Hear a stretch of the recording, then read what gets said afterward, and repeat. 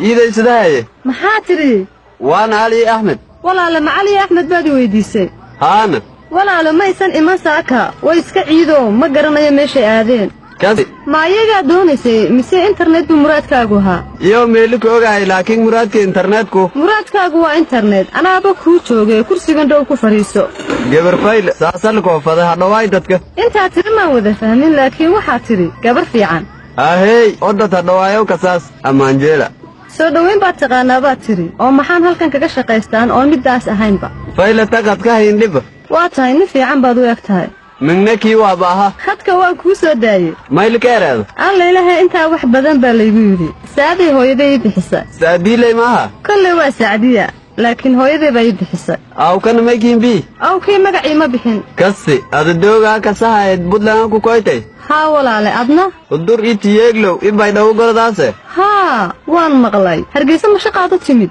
maya jidkeeyu yurubaan jeeda tahriibahay allah dhalinyaradii mid waliba tahriibtaasunbuu ka sheekaynahaya ana ma inku sheekahayo waa badareer baasi la isugahay oo ilay ninka axmed iyo cali ka sheekaynayaan baad ahayd ani oo sheekayayna sheekadaaday haayeen mamadii baa lagu yidhaahdaa maga maskiin may kuwa eriitana madaygi la sheegayaana wiilashu nin wanaagsan bay kugu sheegahaayeen maxaa walaale tahriib kuu galay haddaad shaqadoon tahay halkanba walaale ka shaqayso tanmii anfaas yurub seedo jar nolol fayle fade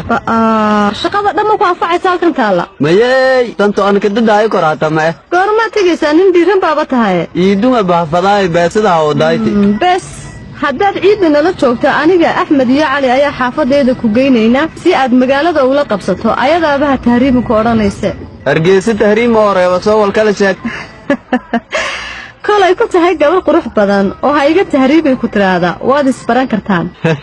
maya masuurta waas oo maxay u suurtoobi weydey ada hadda suuradaada sheegas adiiba lee tahriibka oo reebu korte horta barasho wacan waxaase tahay nin ay meel u caddahay haye haddaan ku idhaahdana waanigu hooyaha kan maysid geekuwaani